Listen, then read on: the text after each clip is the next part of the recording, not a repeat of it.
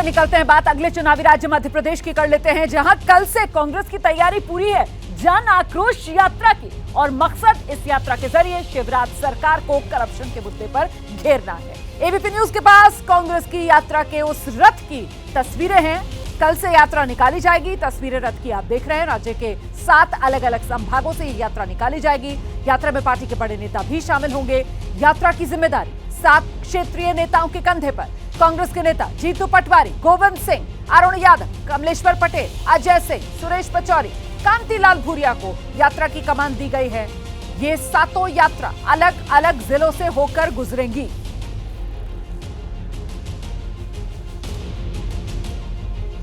तो यही वो रथ है जिसमें कांग्रेस जन आक्रोश यात्रा निकालने की तैयारी में है।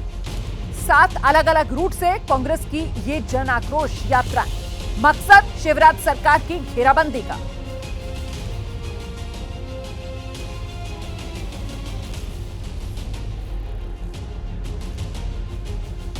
ऐलान जंग देख रहे थे एबीपी न्यूज पर। मुझे इजाजत दीजिए और आगे जरूर देखिए संदीप चौधरी के साथ सीधा सवाल।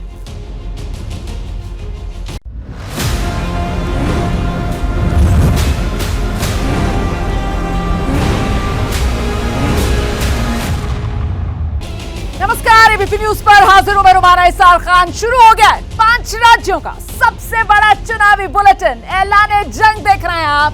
रानी का राज, जी हां, बात राजस्थान की सियासत की रानी की आज करने जा रहे हैं। मैं बात वसुंधरा राजे की कर रही हूं। ये वो नाम है जो राजस्थान की सियासत से नजरअंदाज नहीं किया जा सकता। राजस्थान में चुनाव दहलीज पर खड़ा हुआ है और ऐसे में वसुंधरा राजे की सक्रियता पर एक सवालिया निशान, क्योंकि राजस्थान की रणभूमि से दूर वसुंधरा आज दिल्ली में है। आज की हमारी कवर स्टोरी यही है, क्या रानी के सियासी सीन से गायब होने का राज है। एक्सक्लूसिव रिपोर्ट देखिए।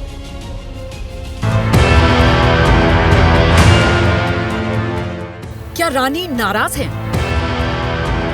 क्या वसुंधरा राजे खुद को दरकिनार महसूस कर रही हैं? क्या पूर्व मुख्यमंत्री को बीजेपी ने किनारे लगा दिया है?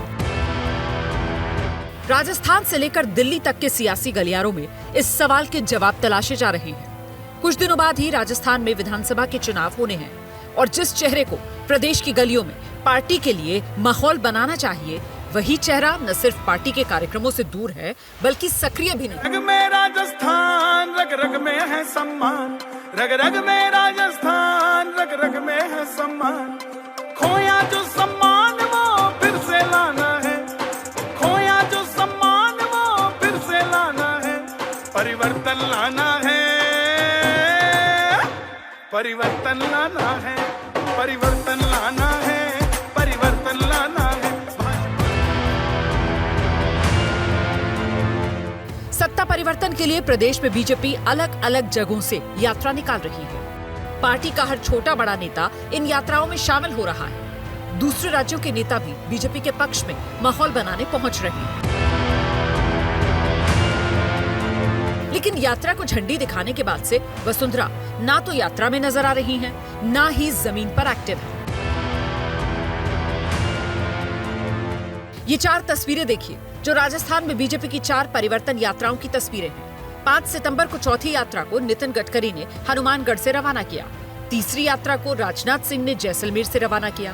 3 सितंबर को दूसरी यात्रा अमित शाह ने और 2 सितंबर पहली यात्रा को जेपी नड्डा ने सवाई माधोपुर से रवाना किया था। इन चारों दिन मंच पर वसुंधरा मौजूद थी, लेकिन इसके बाद उनकी सक्रियता नहीं दिखी। अभी तक तो जो स्थिति है, सर्वमान्य नेता तो वसुंधरा जी है। पूरे सर्वव्यापी यदि राजस्थान में देखा जाए तो उनके कद का कोई नेता नहीं है। देखिए, चारों यात्राओं की शुरुआत में वो थी। अभी जब 25 तारीख को आदरणीय प्रधानमंत्री जी आएंगे तब भी वो रहेंगी, बीच में भी वो थी। तो इसका मतलब ये नहीं है, भारतीय जनता पार्टी में हर नेता का सम्मान है और हर नेता के नेतृत्व में ही ये यात्राएं निकली हैं। जगह जगह जाकर सब लोग उसमें शामिल भी हुए हैं। तो किसी का एरा शुरू या किसी का एरा समाप्त होने जैसी कोई बात नहीं है। रविवार को खबर आई थी कि राजस्थान के बारा में यात्रा के पहुंचने पर वसुंधरा मौजूद हो सकती हैं, लेकिन वसुंधरा नहीं पहुंची। हाँ, उस कार्यक्रम में उनके सांसद बेटे दुष्यंत सिंह मौजूद रहे। तो सवाल ये कि वसुंधरा पार्टी के कार्यक्रम से दूर क्यों है? क्या पार्टी ने वसुंधरा को दूर रहने को कहा या फिर उन्होंने दूरी खुद से जानबूझकर बनाई? ऐसा नहीं है कि वसुंधरा राजे इसके बाद कैमरे पर नहीं दिखी। 6 सितंबर को बीजेपी दफ्तर जाने की तस्वीर खुद उन्होंने सोशल मीडिया पर पोस्ट की। इसके बाद 8 सितंबर को वो नंदोत्सव शोभा यात्रा में भी शामिल हुई। सोशल मीडिया पर वो भले ही एक्टिव दिख रही हों, लेकिन पार्टी की यात्रा वाले कार्यक्रमों में वो गैर हाजिर है। जबकि यात्रा के शुरू होने से पहले 1 सितंबर को वसुंधरा पार्टी की जीत की कामना के साथ मंदिरों में पूजा पाठ के लिए पहुंची थी। 1 तारीख को बांसवाड़ा के त्रिपुरा सुंदरी माता मंदिर में उन्होंने पूजा की थी। फिर राजसमंद में 4 भुजा नाथद्वारा के भी दर्शन किए थे। फिर अचानक ऐसा क्या हुआ कि वसुंधरा राजस्थान की जमीन पर पार्टी के अभियान से दूर बैठी है? असल में सबसे बड़ी वजह यह है कि इस बार वसुंधरा को हर कदम पर चुनौती मिल रही है। खुद रानी भी इस बात से वाकिफ है। कार्यकर्ताओं की अगर हम बात करें तो इस यात्रा में वसुंधरा ने एक दूरी बनाई हुई है और इसकी वजह भी कई तरीके हम देखते हैं कि वसुंधरा गुट के ये लोग कहते हैं कि वसुंधरा को चेहरे के तौर पर बीजेपी को आगे लाना चाहिए, तभी वो यात्रा में सक्रिय रूप से शामिल होंगी। अब आने वाले दिनों में बीजेपी क्या फैसले लेती है, लेकिन मुझे लगता है कि अगर इन परिवर्तन यात्राओं में अगर वसुंधरा चेहरे के तौर पर होती या उस किसी बड़ी भूमिका में होती तो इस यात्रा का दूसरा चेहरा भी होता, काफ़ी भीड़ होती। अब तक वसुंधरा सीएम की एक छत्र दावेदार हुआ करती थी, लेकिन इस बार वसुंधरा राजे के साथ ही गजेंद्र सिंह शेखावत, अर्जुन राम मेघवाल भी सीएम की कुर्सी के दावेदार माने जा रहे हैं। पार्टी में आपसी गुटबाजी को देखते हुए पिछले दिनों सूत्रों के हवाले से एक खबर आई कि राजस्थान में बीजेपी नरेंद्र मोदी के चेहरे पर आगे बढ़ रही है। असल में पार्टी चाहती है कि कुर्सी की लड़ाई के चक्कर में राजस्थान में बीजेपी को कोई नुकसान ना हो। इसीलिए बीजेपी ने सबसे सुरक्षित तरीका निकाला है साझा नेतृत्व और नरेंद्र मोदी का चेहरा, और बीजेपी इसी सहारे आगे बढ़ रही है। लेकिन वसुंधरा के लिए मुश्किल ये है कि पार्टी का एक धड़ा उनको कमजोर करने में लगा है। पिछले दिनों वसुंधरा कैंप के नेता और पूर्व स्पीकर कैलाश मेघवाल को पार्टी से निकाल दिया गया क्योंकि उन्होंने केंद्रीय मंत्री अर्जुन मेघवाल पर आरोप लगाए थे। ऊपर से लगाकर नीचे तक गुटों में बटी हुई है और वसुंधरा जी के समर्थकों को चुन चुन कर बाहर किया गया, उनका महत्व कम किया गया। भारतीय जनता पार्टी में गुटबाजी करने वाले सतीश पुनिया 1, राजेंद्र राठौड़ 2, आपका सीपी जोशी ये पुराना कांग्रेस ही है। पिछले दिनों केंद्रीय नेतृत्व ने चुनाव को लेकर 2 कमेटियां बनाई। जानकार मानते हैं कि गुटबाजी की वजह से ही चुनाव प्रबंधन कमेटी और संकल्प पत्र कमेटी में वसुंधरा को जगह नहीं दी गई। राजस्थान के राजनीतिक गलियारों में इसका एक संदेश ये भी गया कि पार्टी ने वसुंधरा को किनारे लगाने की कोशिश की। हालांकि पार्टी की ओर से ये बताया गया कि वसुंधरा मुख्य कैंपेन कमेटी में हिस्सा होंगी। भाजपा के अंदर सबसे बड़ी बात है कि सबसे बड़ा कद जो है वो वसुंधरा जी का है और वसुंधरा जी की जो उपेक्षा हो रही है उससे वो लोगों को बच नहीं रहा है और वसुंधरा जी के कद का कोई दूसरा नेता आ नहीं रहा है। दिल्ली से आते हैं महासचिव, बयानबाजी होती है, भाजपा के मुख्यालय के अंदर बैठकर पत्रकारों से बात करके जवाब दे देते हैं। खाली बयानबाजी से काम नहीं चलता, नेतृत्व का जो अभाव है वो साफ झलकता है। 27 जुलाई को एबीपी न्यूज के लिए सी वोटर ने राजस्थान को लेकर ओपिनियन पोल किया था। इस पोल में सवाल पूछा गया कि प्रदेश पे बीजेपी का लोकप्रिय चेहरा कौन। 36% लोगों ने वसुंधरा का नाम लिया था, जबकि गजेंद्र सिंह शेखावत का नाम लेने वाले 9% थे। राजेंद्र राठौड़ 8%, अर्जुन राम मेघवाल का नाम सिर्फ 7% लोगों ने ही लिया। इसमें कोई दो मत नहीं कि राजस्थान में वसुंधरा राजे बीजेपी का सबसे लोकप्रिय चेहरा है। एक तो सत्ता चलाने का अनुभव है, दूसरा भीड़ जुटाने की क्षमता रखती हैं। ऐसे में वसुंधरा राजे को किनारे लगाकर राजस्थान की सत्ता हासिल करना बीजेपी के लिए आसान नहीं होगा। बात अगले चुनावी राज्य की करते हैं। देखिए, पिछले हफ्ते प्रधानमंत्री नरेंद्र मोदी जो हैं वो दरअसल छत्तीसगढ़ के दौरे पर थे, लेकिन उनके रायगढ़ दौरे का जो वीडियो है वो अब तक चर्चाओं में, और चर्चा बीजेपी से लेकर कांग्रेस की बैठकों में हो रही है। निशाने पर पता है कौन है? छत्तीसगढ़ के डिप्टी सीएम टीएस सिंहदेव आ गए। क्या प्रधानमंत्री मोदी के साथ मंच साझा करना टीएस सिंहदेव को भारी पड़ गया? रिपोर्ट देखिए। पीएम मोदी और छत्तीसगढ़ के डिप्टी सीएम टीएस सिंहदेव की इन तस्वीरों ने कांग्रेस में सियासी तूफान ला दिया है। तस्वीरों में भले ही टीएस सिंहदेव हंसते हुए नजर आ रहे हों, लेकिन फिलहाल इस कार्यक्रम ने उनकी सियासी मुश्किलें बढ़ा दी हैं। कैसे इस कार्यक्रम से टीएस सिंहदेव की मुश्किलें बढ़ी, वो जानने के लिए पहले फ्लैशबैक में चलिए। मौका था 14 सितंबर को छत्तीसगढ़ के रायगढ़ में परियोजनाओं के लोकार्पण और शिलान्यास का, जिसमें पीएम मोदी मौजूद थे। टीएस सिंहदेव ने मंच पर माइक संभाला और पीएम मोदी की तारीफों के पुल भी बांध दिए। मैं ये कहने से भी नहीं चूकना चाहूंगा कि मेरे अनुभव में मैंने भेदभाव महसूस नहीं किया। राज्य से हम लोगों ने अगर काम किया और मांगा तो बतौर हक, बतौर एक साथी केंद्र सरकार की ओर से कभी हाथ तंग नहीं रहे। और मेरा विश्वास है कि आने वाले समय में इस देश को, इस प्रदेश को मिलकर अपनी संघीय ढांचे की व्यवस्था में निरंतर हम आगे बढ़ाते रहेंगे। कांग्रेस नेता के मुंह से पीएम मोदी की तारीफ को बीजेपी ने भी हाथों हाथ लिया और सोशल मीडिया पर पोस्ट करके छत्तीसगढ़ के लिए बिना भेदभाव के काम करने को लेकर केंद्र सरकार की तारीफ की। अब इसका असर क्या हुआ वो देखिए।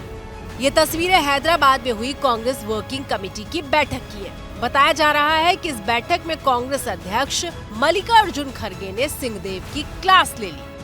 सूत्रों के मुताबिक कांग्रेस वर्किंग कमेटी की बैठक में पार्टी अध्यक्ष मल्लिकार्जुन खड़गे ने छत्तीसगढ़ के उप मुख्यमंत्री टीएस सिंहदेव को फटकार लगाने के अंदाज में पूछा कि आपने उनकी तारीफ की, क्या वो हमारे किसी काम की सराहना करते हैं। सूत्रों ने बताया कि खड़गे की नाराजगी भांपते हुए भरी मीटिंग में टीएस सिंहदेव ने मोदी की तारीफ करने के लिए पहले तो खेद जताया और फिर सॉरी कहा। खड़गे इस कदर नाराज थे कि उन्होंने सॉरी शब्द की उपयोगिता पर भी सवाल उठा दिए। छत्तीसगढ़ में पार्टी की गुटबाजी को दूर करने के लिए पिछले दिनों वरिष्ठ नेता टीएस सिंहदेव को मंत्री से प्रमोट कर उप मुख्यमंत्री बनाया गया। इसके बाद खड़गे ने उन्हें कांग्रेस की केंद्रीय समिति में भी जगह दी, लेकिन रायगढ़ में उनके बयान ने आला कमान के सामने कुंडली को कमजोर कर दिया है। लेकिन सवाल ये है कि टीएस सिंहदेव की शिकायत पार्टी आला कमान से किसने की? ये खबर मीडिया और सोशल मीडिया के जरिए ऊपर तक पहुंची या फिर सीएम भूपेश बघेल और डिप्टी सीएम टीएस सिंहदेव के बीच की दूरी अब भी नहीं भर पाई है। दोनों के बीच के रिश्ते 2018 विधानसभा चुनाव के नतीजों के बाद से ही तल्ख रहे हैं। बीच बीच में सिंहदेव की नाराजगी की खबर भी आती रही थी, जिसके बाद उनका कद बढ़ाया गया था। अब इस घटनाक्रम के बाद सवाल बना हुआ है कि क्या छत्तीसगढ़ कांग्रेस में सब कुछ ठीक नहीं है? चुनाव से पहले इस तरह की खटपट पार्टी के लिए मुश्किलें खड़ी कर सकती है। ब्रेक के बाद स्वागत है आपका। ऐलान जंग देख रहे हैं आप। छत्तीसगढ़ में चुनावी बयार के बीच कांग्रेस के विधायक हैं, उनका एक वीडियो जमकर वायरल हो रहा है और भ्रष्टाचार के मुद्दे पर सीएम बघेल को घेरने वाली बीजेपी को ये वीडियो वाला एक नया हथियार मिल गया है। नाम राम कुमार यादव, पहचान छत्तीसगढ़ के चंद्रपुर से कांग्रेस विधायक। नेताजी की इन वायरल तस्वीरों की वजह है इनके सामने बेड पर पड़े नोटों के ये बंडल, जिसका कोई आंकड़ा तो अब तक सामने नहीं आया, लेकिन 500 और 200 के नोट का ये आंकड़ा लाखों करोड़ों का लग रहा है।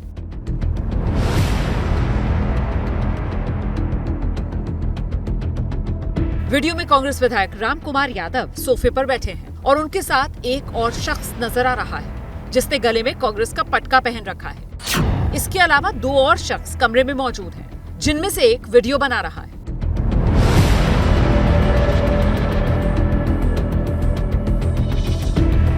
छत्तीसगढ़ में इसी साल चुनाव होने हैं और बीजेपी कांग्रेस विधायक के नोटों के बंडलों के वायरल वीडियो को हाथों हाथ लेने से नहीं चूक रही। पार्टी सीबीआई जांच की मांग कर सीएम भूपेश बघेल पर भ्रष्टाचार के तीर चला रही है। इस सच्चाई पर उनको कोई संदेह है तो उसकी जांच के लिए सीबीआई को सौंपने का साहस उनमें है या नहीं, या अपने विधायक के खिलाफ कार्रवाई करेंगे, या मैंने भी सोशल मीडिया में उस वायरल वीडियो को पोस्ट किया है। नोटों के बंडल वाला वीडियो वायरल होने के बाद विधायक राम कुमार यादव भी मीडिया के सामने आए। वीडियो को बीजेपी की साजिश बताया और अपनी गरीबी का वृतांत सुनाते हुए सामंतवाद का कार्ड भी चला। न तो मैं पैसे की तरफ से देख रहा हूँ, न पैसे की तरफ मेरा कोई ध्यान है, तो मैं गरीब का बेटा हूँ। और वैसे गरीब का बेटा अगर राजनीतिक में विधायक विधानसभा के अंदर चला जाता है तो ये जो सामंतवादी है, ऐसे लोगों के पेट में दर्द होता है। छत्तीसगढ़ में चुनाव है और बीजेपी भ्रष्टाचार को मुद्दा बनाकर बघेल सरकार पर निशाना साध रही है और अब कांग्रेस विधायक के वायरल वीडियो का शोर चुनावी सभाओं में गूंज सकता है।